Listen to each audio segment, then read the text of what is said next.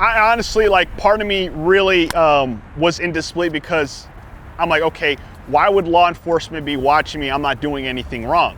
I knew that something wasn't right. If I was driving away from work or whatever, there was always cars following me. And it just felt weird. Matter of fact, the fun fact, when the first time I seen that, I actually called the police on one of them. And I told them, hey, there's this weird guy taking pictures of me, what's going on? The cop, they came, they pulled them up, they had their lights on, they were talking to them, and he came up to me, he's like, oh no, he's just taking pictures of the signs, you know, they're doing advertisement. But that's when I realized he actually showed them the badge and let them know what was going on. You know, so the cop even tried to downplay it, like, hey, it's just a guy taking pictures of his sign, you know, don't worry about it.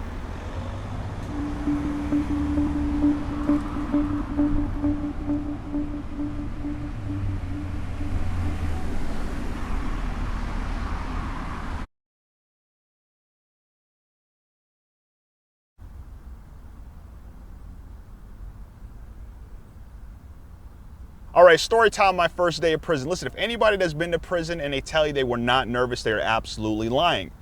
Reason being is because you have no idea what the expectation is when you walk into the prison. So when I went to federal prison at Terre Haute, Indiana, we were actually locked down for a few days because of an incident. So when I got to the cell unit, you can see trash and things like that everywhere because they were locked down for a few days. Now, I am Muslim. At the federal prison I was at, it was separated by race and geographical location. When they put me in that cell, it was actually a white cell, which is a no-go. Me as a Muslim cannot cell with a white guy. So he basically told me, what are you? What time you're on? I basically told him, hey, I'm Muslim. I'm rolling with the Muslim. He said, hey man, look, no disrespect. This is just how the prison operates. I cannot have you in my cell. So him and I basically talked to the lieutenant and the counselor there. They're able to find me to a different cell, a Muslim cell. I got out of prison December 2019. I had to check into a halfway house, but I got out of custody June of 2020. And so that's obviously like right before the pandemic started? Just about, right before it, when it was pretty much starting, yeah. I joined TikTok, I believe about 4 or 5 months after I was officially off federal custody. I don't know if it's just maybe because I just got out of prison, but how weird is it to walk into a bank with a mask on? I'm about to walk in there right now. What the fuck, man? You know, honestly, I really did feel like it was like a kid's app. I was hearing about TikTok when I came out, but when I seen it, I was completely wrong. I was scrolling through it and I'd seen people making videos about them doing their time in prison. I said, hey, you know what? I might give it a try as well. I was going through basically a real tough time with depression. I started to post a video on TikTok where you can use a sound, you can post random pictures and videos. I put videos of my mugshot, me in court, and then me transitioning back to society about being with family and things like that. And then it just absolutely blew up. And I said, hey man, this actually works. Some people do time and never talk about it, but for me, when I clicked that record button and I posted a video about my time in prison, talking about it was actually making me feel better about my situation. That one reached about 500,000, my first video. Can you listen to music in prison? The answer is yes. Can you wear hats in prison? Yes. Can you eat chips in prison? Absolutely. Did we have clean water in prison? The answer is no. What was prison like? One word, pain. So do I feel like my religion played a part into my sentencing? Yes, absolutely. I really wholeheartedly believe that there are some racism and prejudice in our criminal justice system. When you go to purchase a firearm, you fill out a form, and on that form I lied saying that I was not using drugs when in actuality I was using drugs. And was your sentencing unusual? Yes, it went about 40 months over the actual guidelines. I was supposed to get 10 or 15 months. That's anybody with a gun case.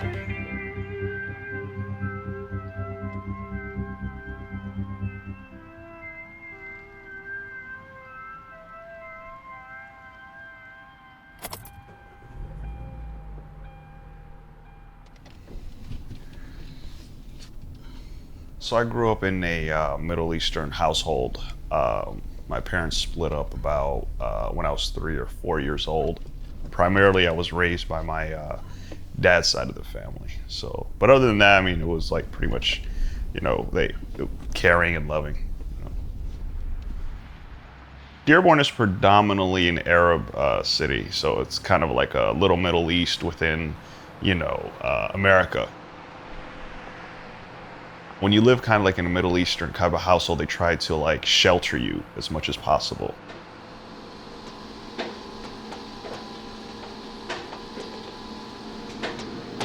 I was pretty much dealing with mental health my whole life as far as depression.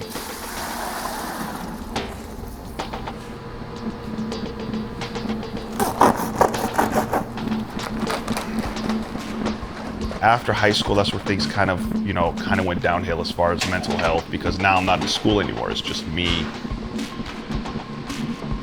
I was working at the pizzeria. I did a big mistake as far as not go to school right away. I decided to take a break. At least I kind of had people I could hang around with in school and make people laugh with friends.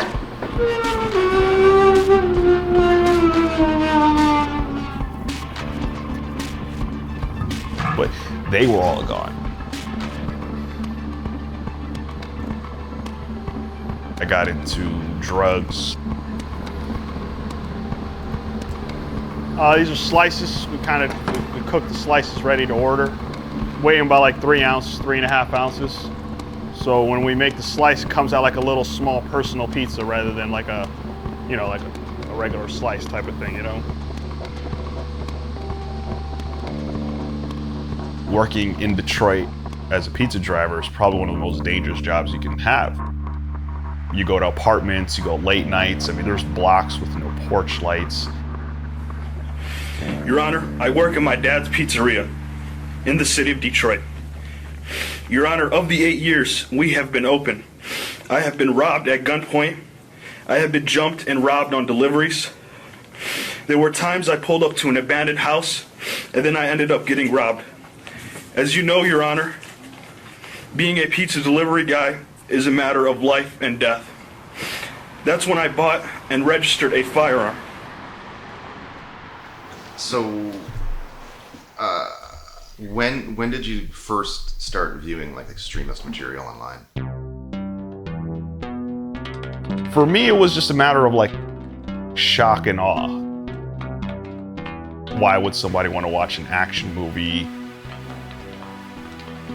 It's one thing to watch an action movie, but it's another thing to like see stuff and it's actually like real life. Just to kind of get that exhilarating thing, just to pass the time, Yeah, I mean, I have the video where they burned that pilot. I have a bunch of pictures and videos of, beheading stuff.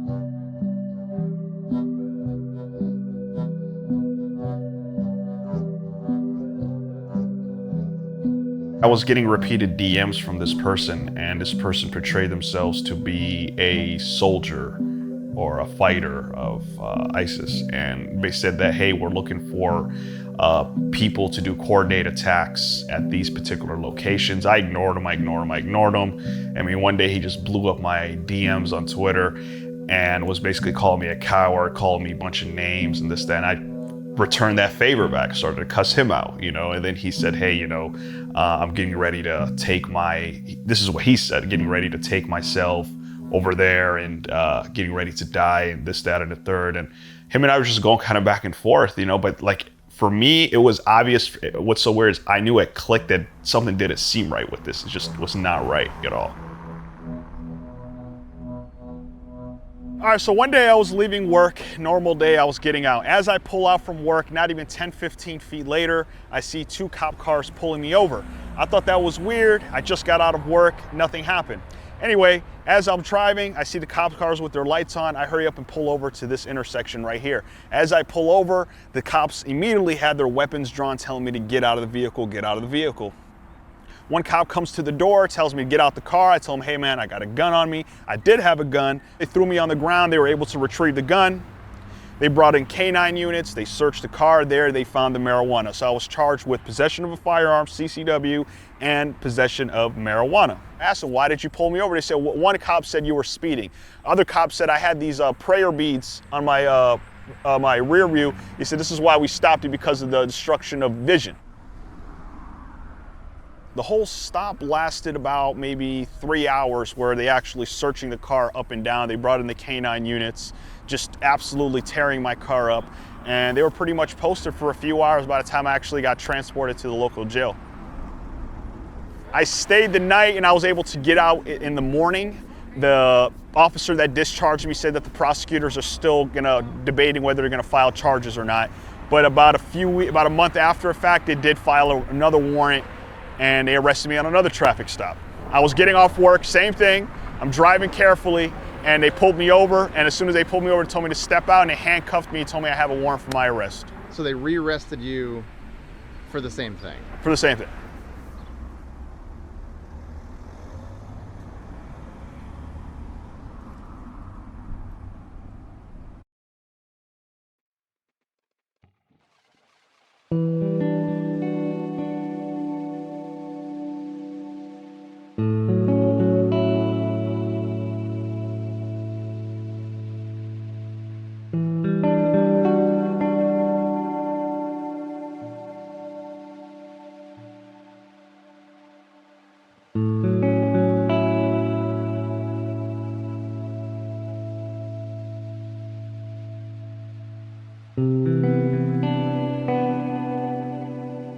So got a contact, she DM'd me on Twitter and she showed me a few pictures of herself. The pictures portrayed her to be a very beautiful girl.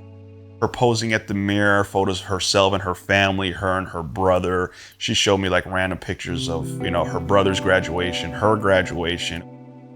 We decided to exchange phone numbers and we were just texting nonstop all day, every day. Did you ever actually talk to her on the phone? No. And so had you ever had like a girlfriend prior? No, I haven't had a girlfriend. I mean, at that time, I haven't had as much as, getting hugged by a girl or kissed by a girl. I've had high school crushes, but it was a situation where, I was rejected by them. So I haven't had any type of experience with women, It just quickly escalated from getting to know one another to, potentially talking about marriage. And I let her know, like, hey, my faith dictates that I can't play games with you. So we're talking about our whole future within that few days to a week. It was like, hey, we can't keep going this behind our families' backs. I think it's best for each other if we meet each other's families. I told my dad about it. He said, well, we'll go to Ohio, no problem. And I told her, hey, everything's final on my set. Everything is good. The next day, she basically said that, hey, I'm getting second thoughts about this. I don't know about this. And I don't know if we should talk anymore. And that was it. That's it. Never heard from her again. Maybe I came off too clingy. Maybe I was just me. I was rushing the situation. I entirely put that blame on myself.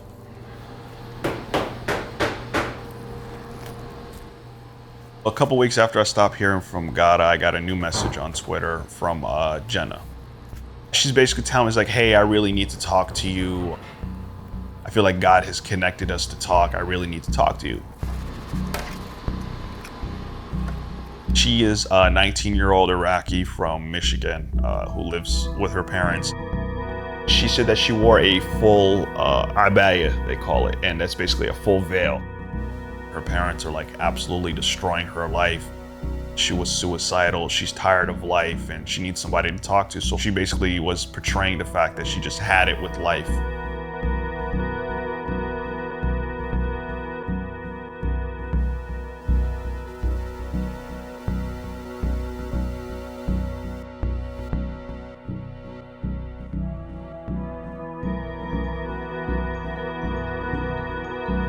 For me, my intention was to get to know this girl and help her out. I said, okay, I lost the first one, maybe the second one,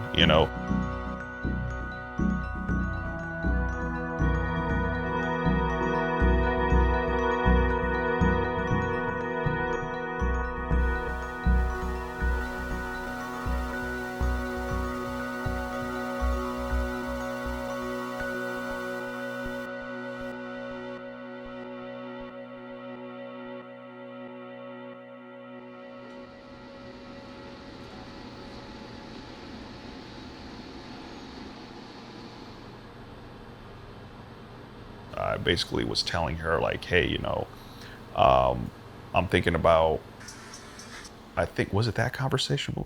No, it was like a week beforehand. No, I'm sorry. Yeah, it was a situation where I was at work and I was pretty much tired of work, and I told her pretty much like, I don't know if I can keep doing this anymore, you know. And then that's when she called me. So. And that was the first time you had spoken? Yeah. And what was that conversation like? I mean, she was basically telling me like, hey, you know, you kind of need to keep going, and you know, it's not right for you to, you know, it's not right for you to self-harm yourself, you know. So if it's a situation where you want to do something like that, it's supposed to do it in the way of God. I'm like, at the phone, I'm like, man, you're crazy. I'm not trying to hurt anybody. You know, I'm just dealing with some issues right now, you know? Was that the first time she had brought up the idea of hurting other people? No. I mean, we exchanged so much messages, random stuff, but I think within the second or third week, she started mentioning that.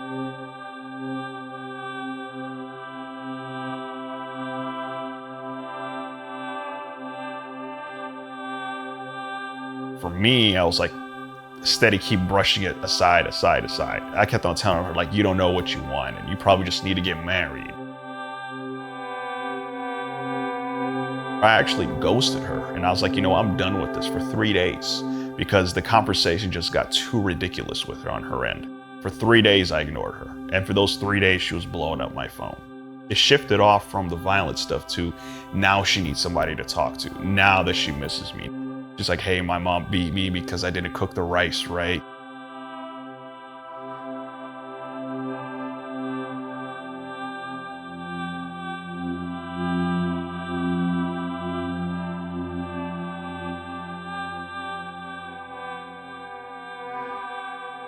For me, it was a matter of flirting with her.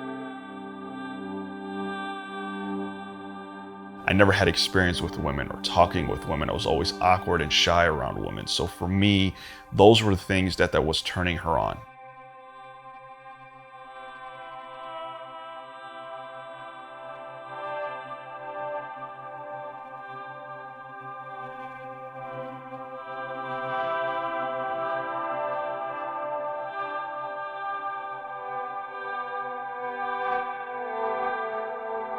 When I try to venture off to other things, I seen her pulling away, you know. And I was scared to lose her.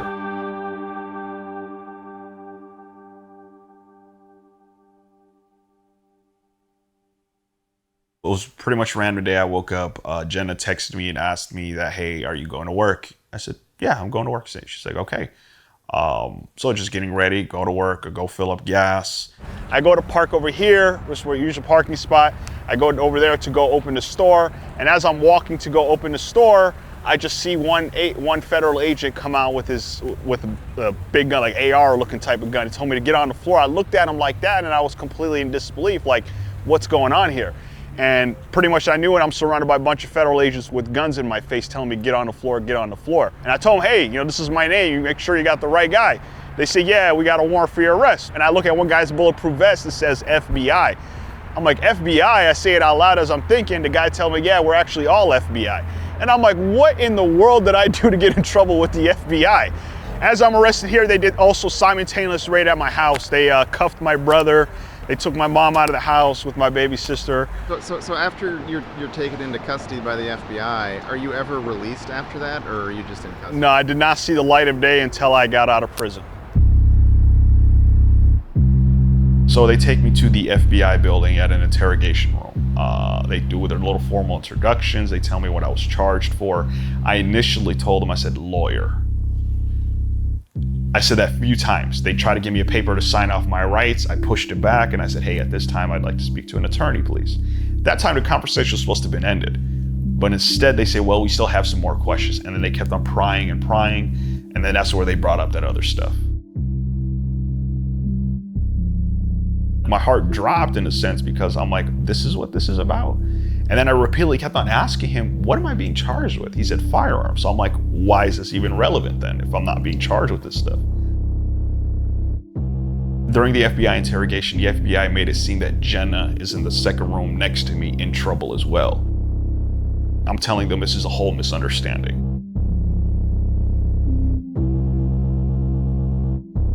I go to the courthouse to get arraigned on charges. And I sit down with an attorney, and the attorney tells me, she reads the complaint, and she reads that Jenna was an informant. I'm like, she's an informant? And my lawyer was like, yes, she's an informant. And I literally put my head down. I was like, it was heartbreaking. Imagine a relationship ending. You're in a state there's always a stage of denial, you know? So yeah, it was a weird way to deny it, given the fact that I was in custody, you know, not broken up, you know, but no, I didn't want to believe it.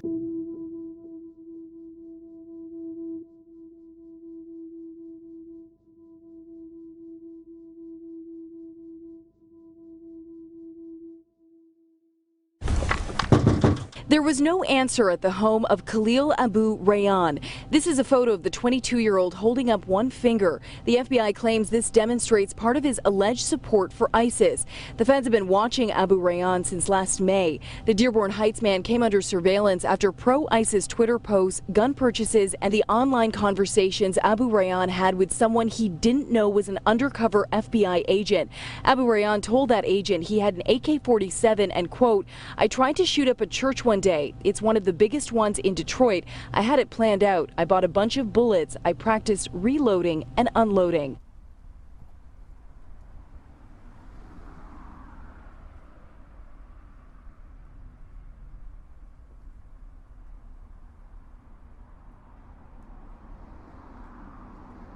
My lawyer, Todd Shanker, he gave me this quote that a grand jury indicts a ham sandwich, meaning whatever charges you put on a grand jury, the grand jury is going to indict you on it. And for them to return back with no indictment on terrorism really just goes to show that the prosecution did not prove beyond reasonable doubt that there was some type of crime committed there.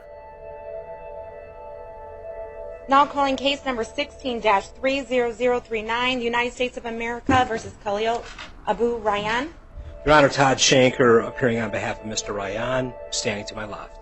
They took advantage of this young man, and they inserted an undercover agent. Everything that came after that was about Khalil trying to say what he thought she wanted to hear. And they tried to radicalize him, and by radicalize, I don't mean looking at videos on Twitter. I mean going out and hurting somebody. And he never did it. He never did it. And the closest thing in that affidavit is the paragraph about him loading up his car with, and he told the undercover that it was an AK-47, and his dad found it. Well, his dad has submitted this affidavit. That never happened. Government executed search warrants. And did they find an AK-47? No. And what I think is interesting in these conversations that have been outlined for the court, they left off the conversation that was had with Khalil the night before the arrest. The undercover brought up the church shooting again. She said, whatever happened to that? And Khalil said, I don't want to hurt anybody. What I want to do is marry you and have a family. But just as every other time that he said that, she would say, she basically said no. She said, you're a fraud.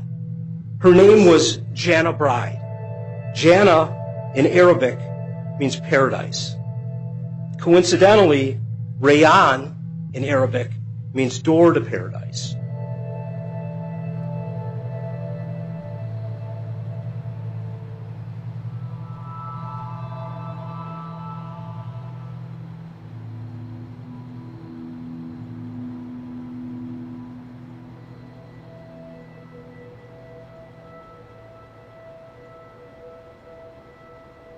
My lawyer told me, he's like, hey, look, you know, we couldn't go to trial, but I just feel like the facts of the case for the gun charge is probably not in your best interest. I feel like, you know, you should probably plead guilty because it's going to be very hard to, you know, show that you are innocent when, you know, I was already pled guilty to the state and whereabouts. Yep.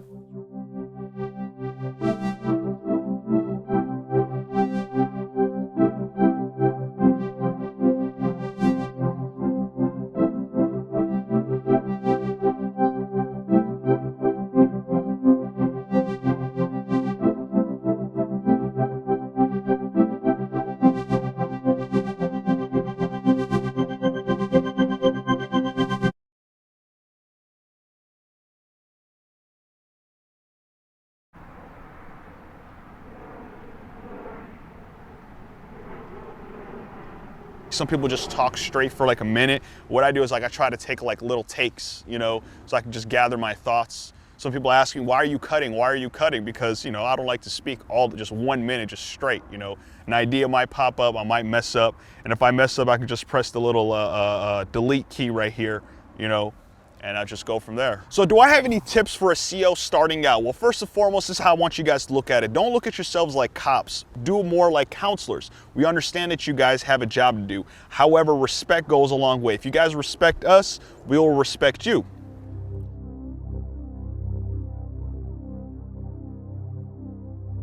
For about 6 months, I was in solitary confinement due to the allegations of my case. They felt like I was too high profile to be out in general public. I am not the same ever since then. I really do firmly believe that a part of me actually did break when I was in there. I felt like I was forgotten. I mean, I thought my family forgot about me. I thought that this was going to be my life, that I was going to be in solitary confinement. I got into the fetal position and I broke down. It was brutal. It was torture.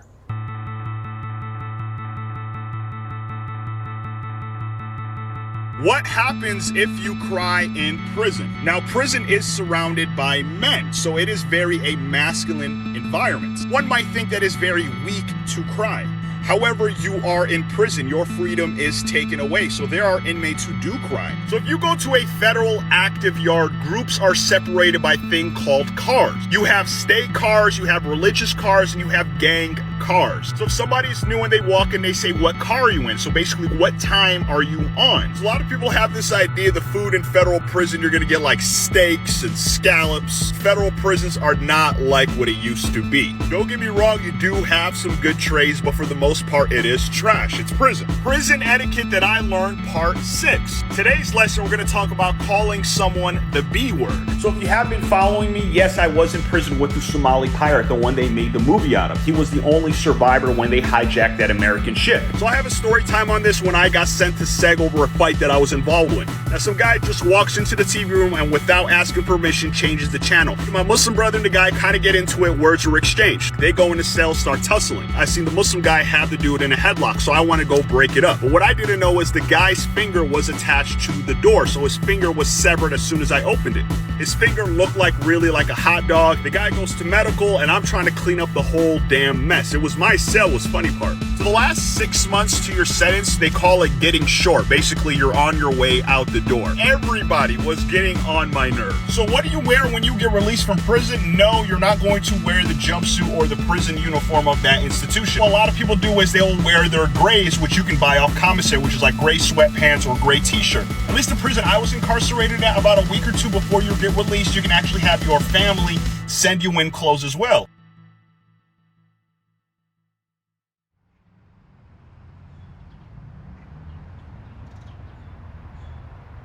Last couple days, I didn't sleep. I couldn't sit still. Fun fact, actually, the day I was supposed to get out, they were supposed to have a federal execution planned the same day. They had protesters, they had news, they had everybody there getting ready for that execution. So they pretty much locked down that whole area. So a camper had to drop me off at a local Walmart. Camper just literally dropped me off there, and what do I do in the middle of Indiana, you know, and I didn't have a phone, obviously. And I was just asking people, you know, can I use your phone? A few people said no, and one lady actually did say, yeah, you can use my phone. I called my dad, said, hey, I'm at the Walmart, this section.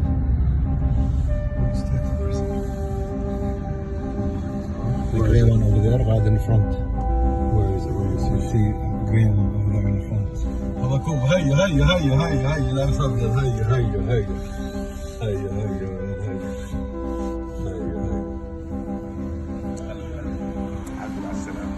ما شاء الله عنك ما شاء الله عنك الحمد لله على السلامة طب حطوا كانوا وراحوا يا الله أكبر الحمد لله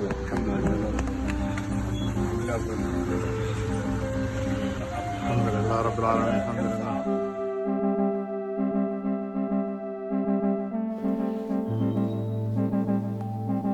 Now that I'm out of prison, I have gotten into a relationship where it's serious now. At first, yes, it was very difficult for me to actually trust this person. I initially thought for a while that this person was, in fact, an undercover informant. History is repeating itself. So do I feel like the feds are still watching me? I really do think so. Now, I'm not going to get into how I know for a fact they're still watching me, but I really know for a fact that it is happening, and that's okay. I'm not really doing anything. If they want to waste their resources, go ahead and waste their resources. When this person found out what the actual facts were, you know, she was very understanding that, you know, hey, I can see why now you had your thoughts and your paranoia where it came from. And I'm glad I made the decision to trust this person more now. It's a serious relationship now.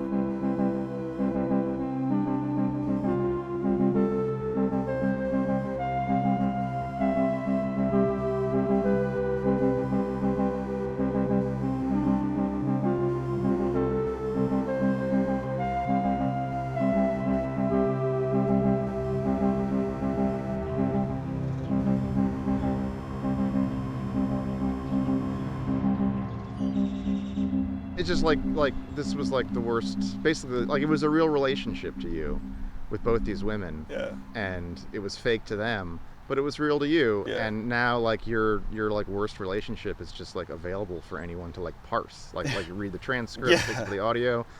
Like, have you gone back and read those transcripts or listened to the audio? Yeah, I mean, I have not necessarily listened to the audio, but I have read the transcripts, some of the conversations we've had, the things that I've, you know, said. And I mean, I just can't believe that I was, like I said, it was like a real relation to me. I firmly believe that these women were actual women who were actually interested in me. The FBI knew exactly what I was missing in my life, and that was a girl. Hello, Assalamu alaikum. Where's your parents? She just stepped out to Kroger's. But she's gonna be back any minute. What's wrong? Why do you say you wanna hang yourself today? Did you say you wanna kill yourself today? Maybe. Why do you say that? I'm tired of this, you know. I'm tired of this. We're doing the same thing every day. I'm saying. But you're just saying that, right? Like you didn't plan anything. No, I bought a rope this morning. You know, I bought it. You know, it's not that hard. What do you mean it's not that hard? It's hard to take your own life, Khalil. That's a lot. But it's just, I think maybe Allah will understand. So, yeah, but how do you want to do it? Like, what do you mean? I used to tie the rope and then ceiling and stand and put a chair and I tie my neck around the rope and then I kick the chair and already like a minute or two I'll be over, you know. Just like how they, you know, how you they don't have a rope. You're just joking, right? You don't have no rope or nothing. No, that's what I do. I'm not, I told you I don't like to lie. You have a rope? Yeah. Where'd you get your rope from? There's a dollar store, you know, it's easy to get one. You know, it's not the problem of getting a rope, it's just, you gotta do it, that's all. And then your family, and then you have your little sister, Khalil. I mean, they're gonna be sad for a little while, they'll get over it. But you want to do it in your house? Maybe, yeah. No, that's not. Please get that thought out of your mind, Khalil. That's not. That's why I let you know. No, Khalil, that's. Nobody should take away their own lives. Habibi, no. Nobody should take away their own lives. It's haram. It's not something that we should be thinking about. Allah gives us trials, problems, but we have to be strong enough to tackle these problems. You know, nothing stays the same. I mean, like I told you before, you know, when it's... Subhanallah, this is making me really sad. When it's for the sake of Allah, when it's jihad, or when it's based on our aqeedah or for a cause, that's the only time Allah subhanahu wa ta'ala allows it. But not to put your life to waste and just hang yourself like you say you want to do. That's not the right thing to do. I mean, inshallah will be okay, you know. Inshallah everything will be alright. Well, I mean, I'm feeling a little better that I'm talking to you, you know. And you promise that you're not gonna do anything to hurt yourself. I promise you. Yeah, I promise you. Okay, good. And thank you for trusting me and calling me to help you with this. Thank you. Alright, anytime. I love your voice, by the way. جزاك خيرا. Okay, smile. Don't be sad.